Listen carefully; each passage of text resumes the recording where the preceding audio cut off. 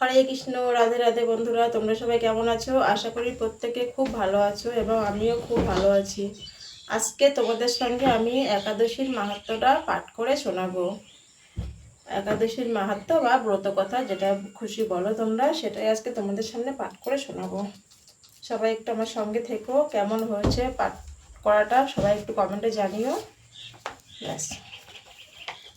আচ্ছা, এটা হচ্ছে আষাঢ় মাসের, এটা হচ্ছে যোগিনী একাদশী। এটা হচ্ছে যোগিনী একাদশী। আমি একটু পাঠ করে শোনাচ্ছি, তোমরা সবাই একটু আমার সঙ্গে থাকো। ব্রহ্ম বৈবর্ত পুরাণে আষাঢ় মাসের কৃষ্ণপক্ষের একাদশী ব্রত মাহাত্ম্য যুধিষ্ঠির শ্রীকৃষ্ণ সংবাদ রূপে বর্ণিত আছে। যুধিষ্ঠির বললেন, হে বাসুদেব, আষাঢ় মাসের কৃষ্ণপক্ষিয়া একাদশী মাহাত্ম্য কৃপাপূর্বক আমাকে বলুন। শ্রীকৃষ্ণ বললেন, হে মহারাজ, সকল পাপ বিনাশিনী ও মুক্তিপ্রদ এই উত্তম ব্রতের কথা বলছি, আপনি শ্রবণ করুন। আষাঢ় মাসের কৃষ্ণ পক্ষিয়া একাদশী যোগিনী নামে খ্যাত। মহাপাপ নাশকারী এই তিথি ভবসাগরে পতিত মানুষের উদ্ধার লাভের একমাত্র নৌকা স্বরূপ। ব্রত পালনকারীদের পক্ষে এই সর্বশ্রেষ্ঠ ব্রত বলে প্রসিদ্ধ। এই প্রসঙ্গে আপনাকে একটি পবিত্র পৌরাণিক কাহিনী বলছি। অলকা নগরে শিব ভক্ত পরায়ণ কুবের নামে এক রাজা ছিল। তিনি প্রত্যহ শিব পূজা করতেন। তার হেমমালী নামে একজন মালী ছিল। প্রতিদিন শিব পূজার জন্য মানস সরোবর থেকে সে ফুল তুলে যজ্ঞরাজ কুবেরকে দিত। বিশালাক্ষী নামে হেমমালীর এক পরমা রূপবতী পত্নী ছিল। সে তার সুন্দরী পত্নীর প্রতি অত্যন্ত আসক্ত ছিল। একদিন সে তার স্ত্রীর প্রতি কামশক্ত হয়ে পড়ল। রাজভবনে যাওয়ার কথাও ভুলে গেল। বেলা 2 প্রহর অতীত হলো। অর্চনের সময় চলে যাচ্ছে দেখে রাজা ক্ষুব্ধ হলেন। মালীর বিলম্বের কারণ অনুসন্ধানে যে দ্রুত প্রেরণ করলেন। দূত এসে রাজাকে বলল, হে গৃহী, স্ত্রীর সাথে আনন্দে মত্ত। দূতের কথা শুনে কুবের অত্যন্ত রেগে তক্ষুনি মালীকে তার সামনে হাজির করতে আদেশ দিল। এদিকে মালী কুবেরের পূজার সময় অতিবাহিত হয়েছে বুঝতে পেরে অত্যন্ত ভয় পেল। তাই স্নান না করেই সে রাজার কাছে উপস্থিত হল।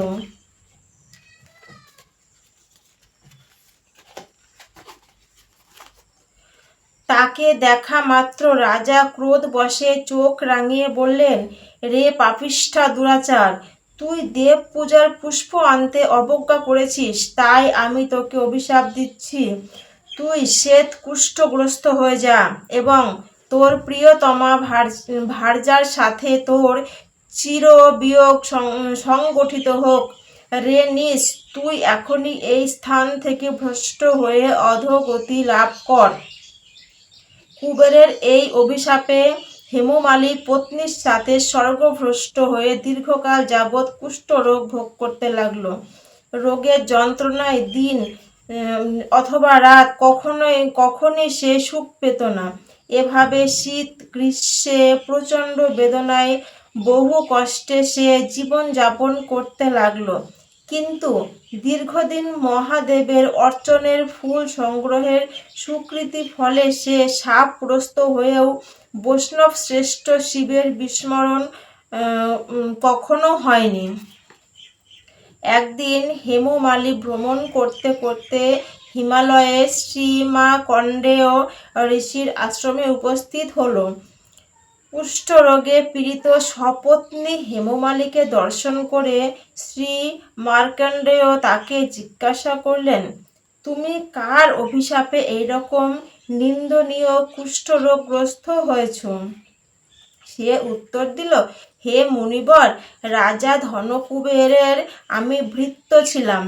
আমার নাম হেমমালী। আমি প্রত্যহ মানস সরোবর থেকে ফুল তুলে শিব পূজার জন্য রাজাকে দিতাম। কিন্তু দুর্ভাগ্যক্রমে একদিন স্ত্রীর মনোরঞ্জন হেতু কামশক্ত হয় সেই ফুল দিতে বিলম্ব হয়। রাজার অভিশাপে এই রকম দুর্দশাগ্রস্ত হয়েছি। পরোপকারী সাধু গণের স্বাভাবিক কর্ম। হে ঋষি শ্রেষ্ঠ, আমি অত্যন্ত অপরাধী, কৃপা করে আমার প্রতি প্রসন্ন হন।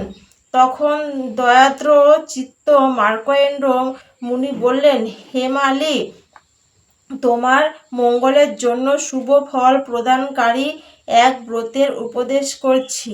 তুমি আষাঢ় মাসের কৃষ্ণপক্ষের যোগিনী নামক একাদশী ব্রত পালন করো। এই ব্রতের পূর্ণ প্রভাবে তুমি অবশ্যই কুষ্ঠব্যাধি থেকে মুক্ত হবে। শ্রীকৃষ্ণ বললেন।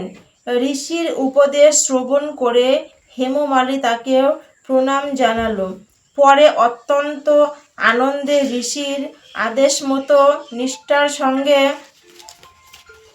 যোগিনী একাদশী ব্রত পালন করল।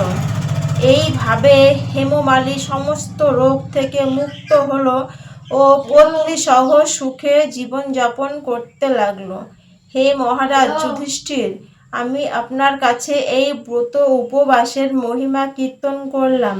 এই ব্রত পালনে ৮৮,০০০ ব্রাহ্মণকে ভোজন করানোর ফল লাভ হয়। যে ব্যক্তি এই মহাপাপ বিনাশকারী ও পূর্ণ ফল প্রদায়ী যোগিনী একাদশীর কথা পাঠ এবং শ্রবণ করে সে অচিরেই সর্বপাপ থেকে মুক্ত হবে। এই ছিল আজকের যোগিনী একাদশীর মাহাত্ম্য।